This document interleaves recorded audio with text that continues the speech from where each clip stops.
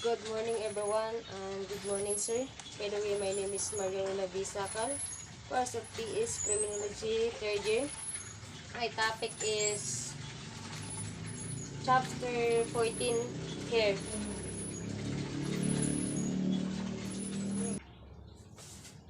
Here is the outermost covering of the different part of the body, with the exception of the hand and the sole of the foot. Here is a filamentous outgrowth of dead cells from the skin found only on mammals.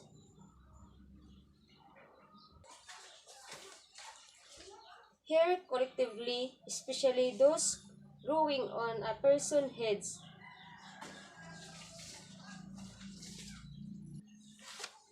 Structural parts of the hair. A linear aspects. Number 1, cuticle outermost part, which is scales like appearance.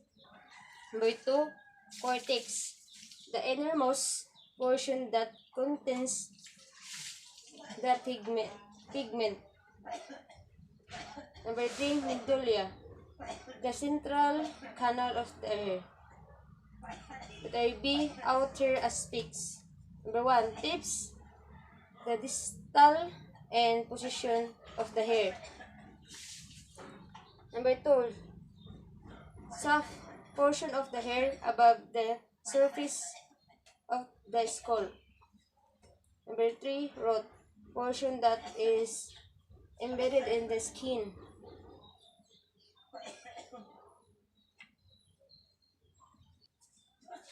Example of cuticle is the unreaded skin that gets pushed back during manicure. Cuticle is the outmost part of the hair. It is formed from dead cells overlapping in layers, which form scales that strengthen and protect the hair shaft. While the cuticle is the outmost layer, it is the most responsible for the color of the hair. Cortex of the hair shaft is located between the hair cuticle and medulla, and is the thickest hair layer. It is also contains most of the hair pigment, giving the hair its color. The pigment in the cortex is which also found in skin. Medulla. It is a innermost layer of the hair shaft. This nearly invisible layer is the most soft and struggle or surface of the tip or narrow of the hair.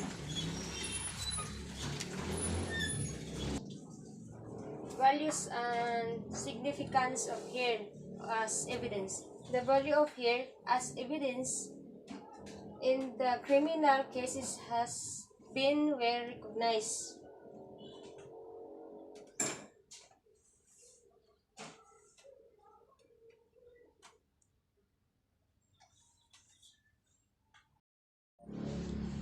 Chapter 15, Ultraviolet fiber tip impression and paint.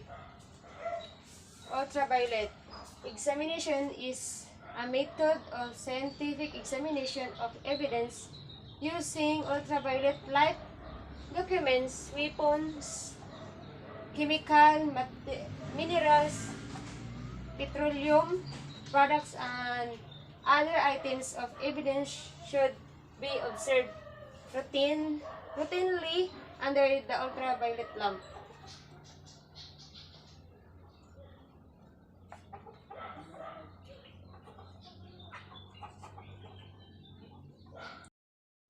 In the case of human hair, the following can be determined.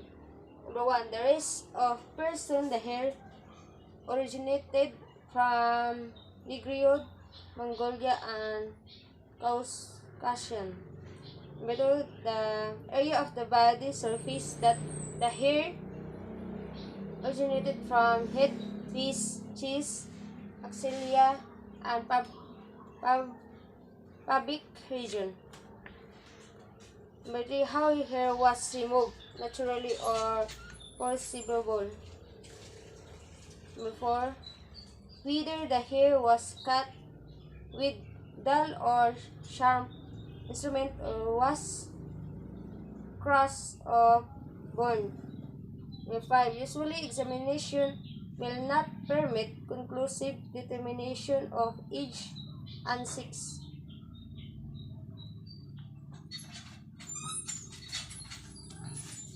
Four purposes of hair examination. The purposes of hair examination are the following. Number 1, to determine whether the hair of question originated from an animal or human being, and the comparison of question and non-hair. Number 2, to ascertain whether two or more individuals could have come in contact or whether one or more individuals could have come in contact with an object.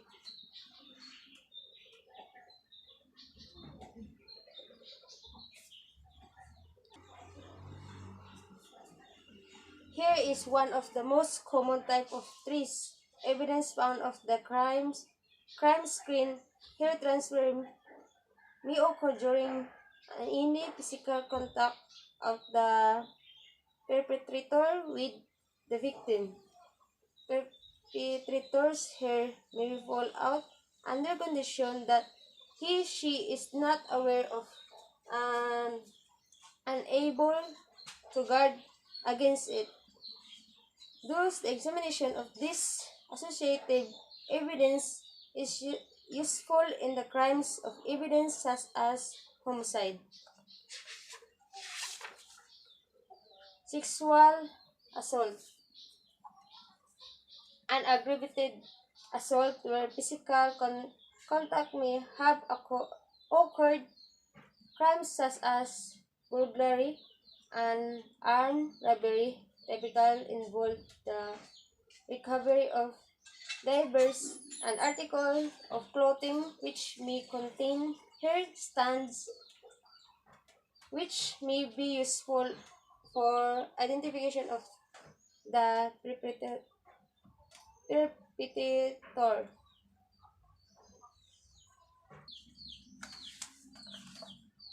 Chapter number 15. Ultraviolet fiber, teeth, impressions, and pen. Ultraviolet examination is method of scientific examination of evidence using ultraviolet light. Document weapons, chemicals, minerals, petroleum products, and other items of evidence should be observed routinely under the ultraviolet lamp. Purpose of ultraviolet examination. The purpose of ultraviolet examination is to determine the presence of ultraviolet fluorescent powder of dusted money, and to determine the presence of ultraviolet fluorescent powder of the hand of the suspect.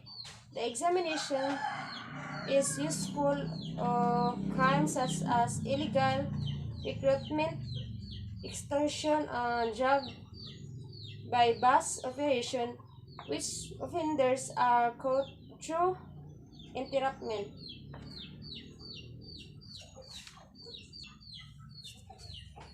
Ultraviolet fluorescent powder.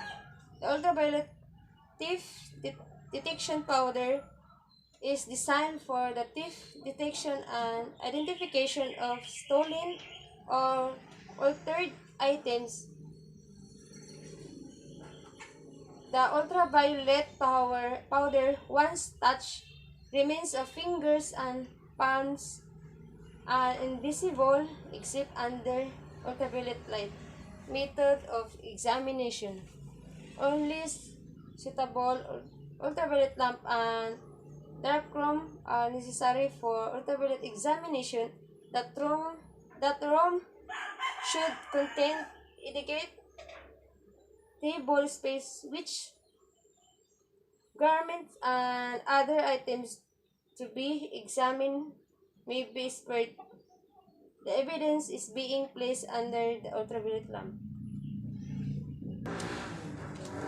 Fiber. Fiber or filament is the smallest single unit for forming the bias of the textile yarn. Yarn is composed numerous fibers which are spun, twisted, or drawn together to prepare the unit for weaving or knitting. In layman's term, a yarn is also called a thread. The type of length of fiber used, the type of spanning method, and the type of fabric construction all affect the transfer of fibers and the significance of fiber associations. This becomes very important when there is a possibility of fiber transfer between a suspect and a victim during the commission of a crime. Placing a suspect at the scene of a crime is an important element in criminal investigation. This can achieve through the location of textile fibers similar to those from the victim's clothing at the crime scene and the clothing of the suspect, or through the discovery of fiber like those in the suspect clothing at the crime scene. Fabric composed of knotted or woven yarns shall be examined is termed of color composition and construction. Question fabric may be determined if similar to no fabrics. Positive identification may be made where a question piece of fabric may be heighted back into the known fabric. This type of fabric examination is based on matching broken ends of yarn together. Fiber may be identified as the type of color and matching characteristics based of laboratory microscopic, microchemical, and melting point examinations. General fiber matches are not positive evidence and requires substantiation with other corroborative evidence.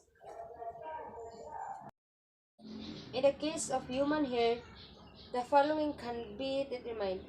Number 1, the race of person. The hair originated from Negroid, Mongolia, and Caucasian. Number 2, the area of the body surface that the hair originated from: head, face, chest, axilla, and pubic region. Number 3, how hair was removed, naturally or forcibly.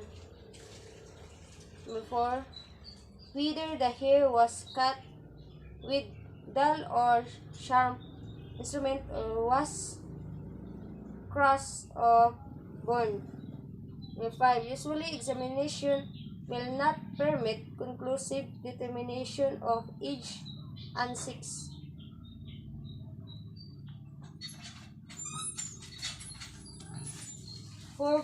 Purposes of hair examination. The purposes of hair examination are the following. Number 1, to determine whether the hair of question originated from an animal or human being, and the comparison of question and none here. Number two, as certain whether two or more individuals could have come in conduct, or whether one or more individuals could have come in contact with an object.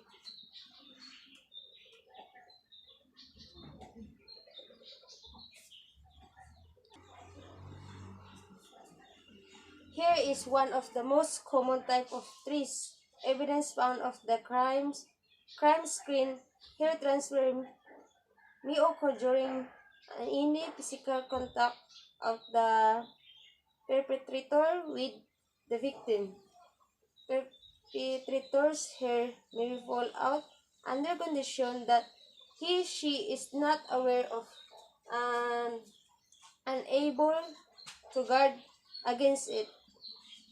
Thus, the examination of this associative evidence is useful in the crimes of evidence such as homicide, sexual assault, and aggravated assault where physical contact may have occurred.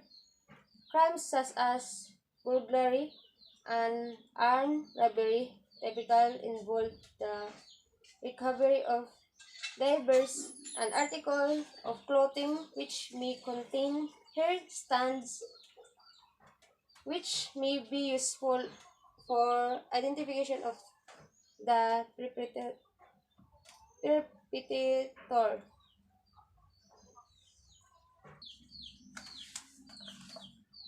Chapter number 15. Ultraviolet fiber, thief, impressions, and pen. Ultraviolet examination is method of scientific examination of evidence using ultraviolet light. Document weapons, chemicals, minerals, petroleum products, and other items of evidence should be observed routinely under the ultraviolet lamp. Purpose of ultraviolet examination. The purpose of ultraviolet examination is that determine the presence of ultraviolet fluorescent powder of dusted money, and to determine the receipt of ultraviolet fluorescent powder of the hand of the suspect. The examination is useful of crimes such as illegal recruitment, extortion, and drug by bus operation, which offenders are caught through entrapment.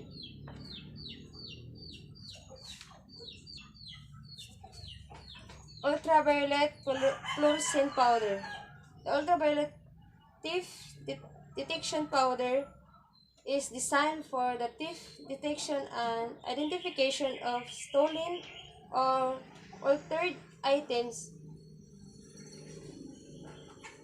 The ultraviolet powder, once touched, remains of fingers and palms are invisible except under ultraviolet light. Method of examination. Only suitable ultraviolet lamp and darkroom are necessary for ultraviolet examination. That room should contain adequate table space, which garments and other items to be examined may be spared. The evidence is being placed under the ultraviolet lamp. Fiber. Fiber or filament is the smallest single unit for forming the bias of the textile yarn. Yarn is composed numerous fibers which are spun, twisted, or drawn together to prepare the unit for weaving or knitting. In layman's term, a yarn is also called a thread. The type of length of fiber used, the type of spanning method, and the type of fabric construction all affect the transfer of fibers and the significance of fiber associations. This can, comes very important when there is a possibility of fiber transfer between a suspect and a victim during the commission of a crime. Balancing a suspect at the scene at the screen of a crime is an important element in criminal investigation. This can achieve through the location of textile fibers similar to those from the victim's clothing at the crime scene and the clothing of the suspect, or through the discovery of fiber like those in the suspect clothing at the crime scene. Fabric composed of knotted or woven yarns shall be examined is term of color composition and construction. Question fabric may be determined if similar to no fabric's positive identification may be made where a question piece of fabric may be heighted back into the known fabric. This type of fabric examination is based on matching broken ends of yarn together. Fiber may be identified as the type of color and matching characteristics based of laboratory microscopic, microchemical, and melting point examinations. General fiber matches are not positive evidence and requires substantiation with other corroborative evidence. Value of fibers as evidence. The value of fibers in criminal cases has been widely recognized. Whenever a fiber found on the clothing of the victim matches the fibers of a suspect's clothing, it can be a significant event. Matching dyed synthetic fibers or dyed natural fibers can be very meaningful, whereas the matching of common fibers such as white cotton or blue denim cotton would be less significant. The discovery of cross transfer and multiple fiber transfers between the suspect clothing and the victim's clothing dramatically increases the likelihood that these two individuals had physical contact. If the examination is similar to fabrics examination, which generally involves the matching of the ends of the pieces of tips, use of the screen of crime with the end of tip on a roll found in the possession of a suspect. Cordage in the form of rope and steering and examine in terms of composition, color, diameter, and construction. The non-simple is compare which the non and occasionally with ends may be matched or the manufacturer may be determined. Shoe print and tire expression. Shoe print and the expression and the expression evidence are another forms of variable physical evidence that is often discounted of the crime scene since preparators usually walk or drive to or from the crime scene. It is certain that trace of the expression evidence will be left behind. Thus, the recognition, collection, and examination of this expression evidence can be provide irrevocable proof of the presence of an individual or vehicle at the crime scene or in contact with the victim.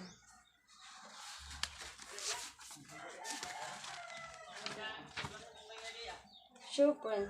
Shoes create expression at the crime scene called shoe prints, which can be informative to the forensic investigator. The sole of the shoe picks up various kinds of material when a person walks, and this is readily transferred to other surface, creating an expression that can reveal the pattern of the sole.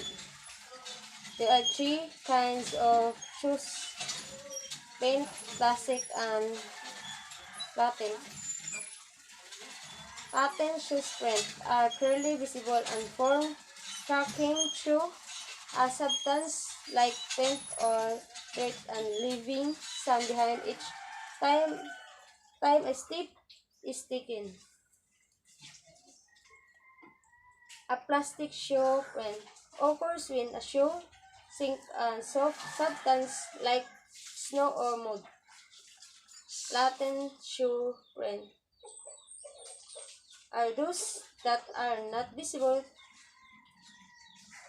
to the naked eye and often occur of a hard surface like glasses or concrete. The techniques used for collecting shoe prints vary but includes dusting with special powders, electrostatic dusting, and making plastic cuts. Tire expression. Tires are made of semi-hard rubber and are characterized by class and individual characteristics. Class characteristics include size and general patterns. Individual characteristics include regular wear and tear as well as accidental cut or holes. These characteristics may be reproduced in the tracks left by the tire, depending on the surface and circumstance under which the track occurred. Soil analysis. Soil is not just plain dirt. It is a conglomerate of several things. They include minerals, plants, animal matter, and tiny particles of genetic products like glass, paint, asphalt, cement, and other tiny particles. Drill a suspect shoe or platted inside a car. Finder can provide forensic scientists with information about the travels of suspects and victims. Swear recovered from shoes, clothes, and automobile can be analyzed in order to determine if a suspect was or was not in a particular place. This is done by carefully comparing the color, particle size, and shape, composition, and biological components of a soil sample obtained from a suspect to those of soil from a known location. Particle size and shape can be compared using reflected light microscope. The chemical and composition of the soil can be compared using techniques such as X-ray diffraction, in which a soil sample is subject to X-ray but produce patterns indicated of the crystal structure of minerals in the soil. Soils that are or once were adjacent to water mineral content distinctive cell fragment.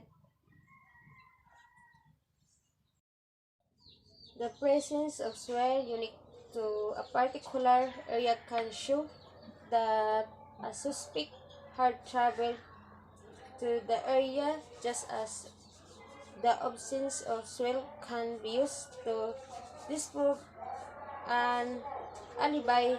In some situations, layers of soil or mud can be used to establish presence of a sequence of location. Paint.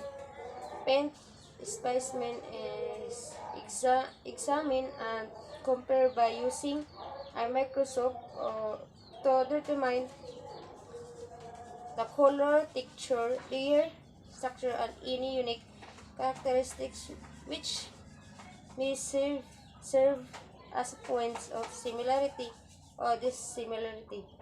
Point specimen of scrapping is further analyzed using spectrographs and determining and comparing the elemental composition of the question and standard.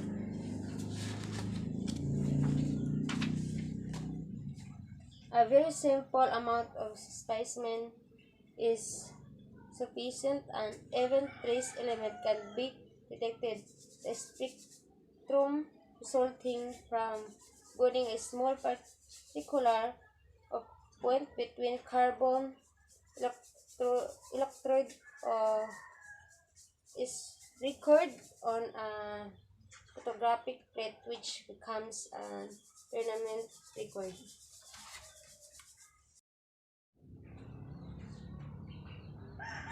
To restore the original serial number as an particular is question is must be noted that article of economic value are identified by its special peculiarity, serial number, protection number of manufacturer to destroy the motor vehicles identification that proprietor erase deface the serial number through some suitable methods such as sizzling, filling, windling, and filling in.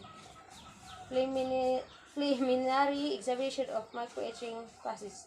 The following are the steps of micro-etching examination of motor vehicle firearms. Number 1. Search for the normal location of serial number. Number 2. Remove grease and swell using alcohol and or gasoline. Number 3. Polish the area using sandpaper. Number 4. Photographer. Types of number. Stamp number that is face or punch into metal surface. Number 2. Engraved number. Number that is priced intendedly using electrical or mechanical gadget.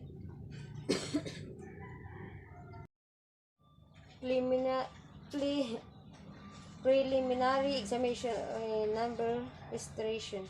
Important point of preliminary examination number of restore.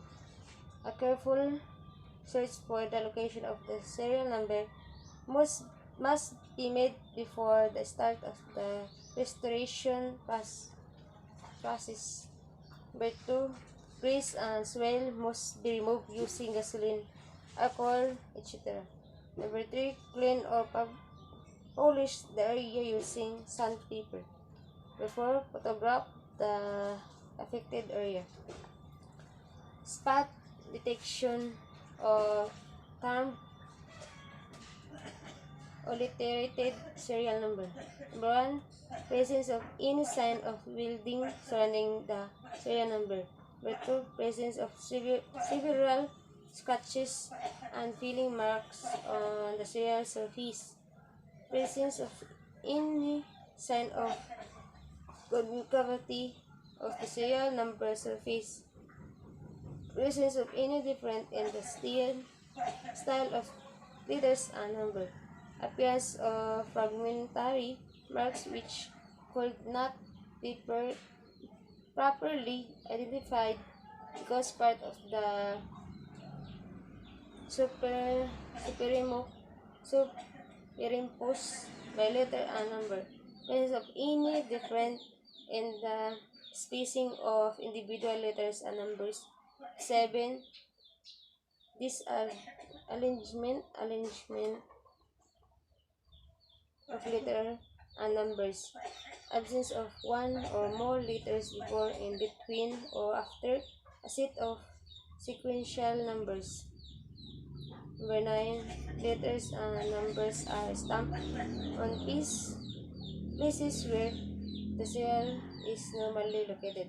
Number 10. Sizes of letters and numbers are sharper and coarser than the others. Presence of any irregularities in the depth of individual letters and numbers. Model of the vesicle is chassis number does not tally with that of the writing plate. Before 13. Absence of writing plate. 14. Alteration of the production number.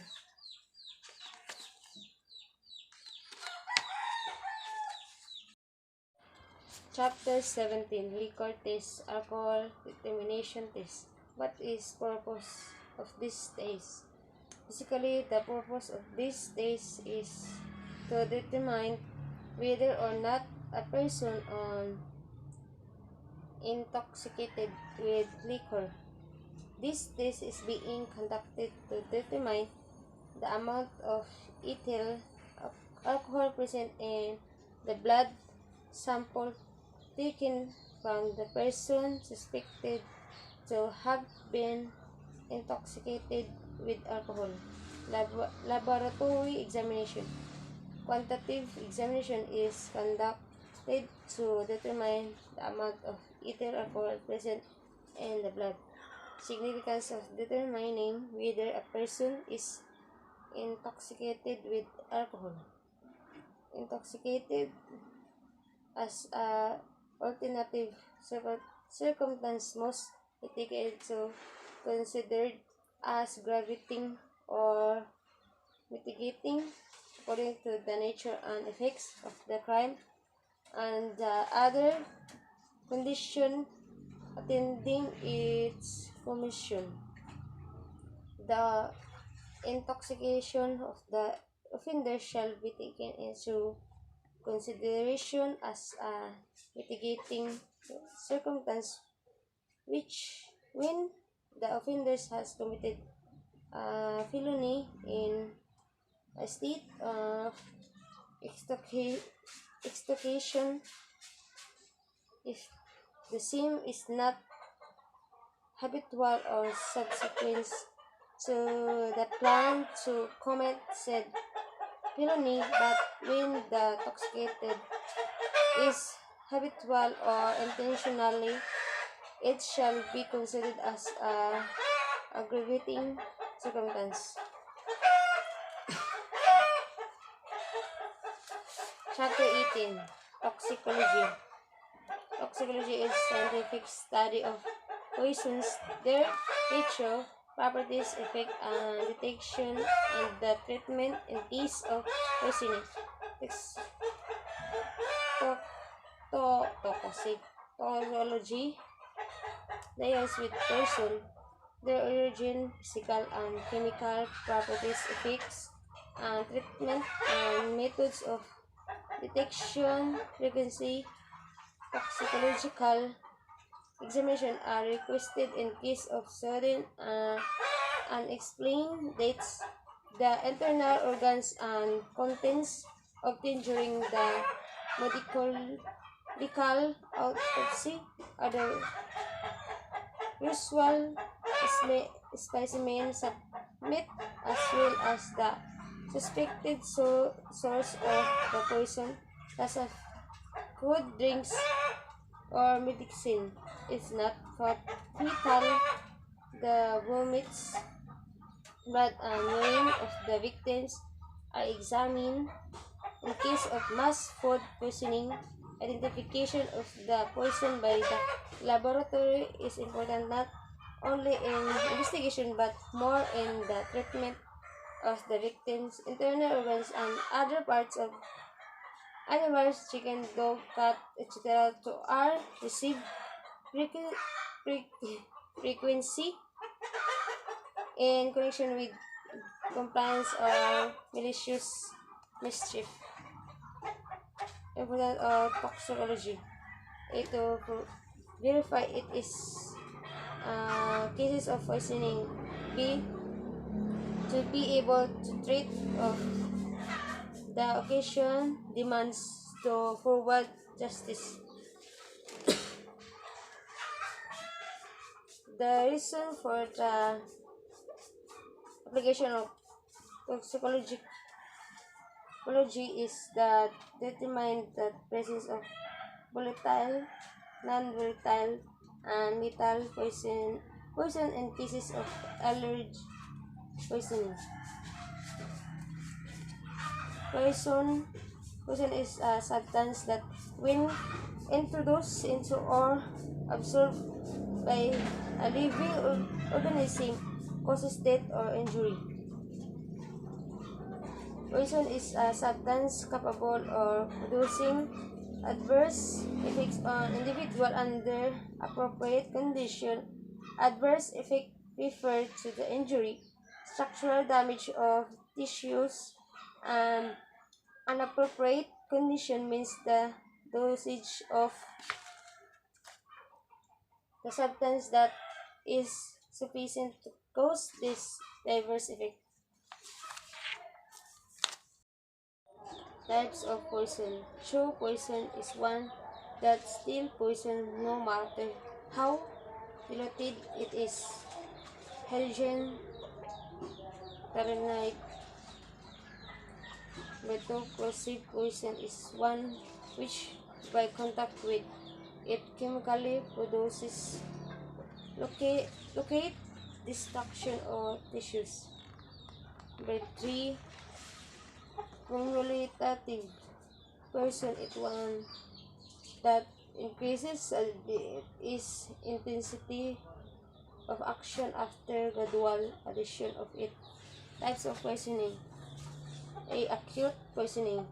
One is which there prompt and marked disturbance of function or death within a shorted period of time and is due to one taking a strong poison to excessive single dose, with 3 several doses small but frequent. B. Chronic poisoning. Kind of poisoning in which there is gradual or function of tissues and may or may not result in death. It may be produced by taking several small doses at long intervals without taking only toxic doses of the drug. Three major case load areas. Police case, toxicological aspect of criminal investigation, postmortem cases, analytical studies, and purpose of the medical examiner to determine the cause of death. Number 2, drug abuse cases resulting from the illegal use of drugs. Evidence of poisoning. Number 1, circumstantial or moral evidence. Circumstantial or moral evidence is in evidence deduced from occurrence of fact or circumstances. Example, motive or 4. Purchasing the poison, keeping the materials used. This is not strong evidence. 2. Symptomatic evidence. This includes the symptoms observed during the poisoning. This is not inclusive because some disease may show similar symptoms as those of poisoning. Example, arsenic poisoning is like cholera. Alcoholic coma may stimulate diabetic coma. With 3. Chemical evidence. This is evidence obtained by chemical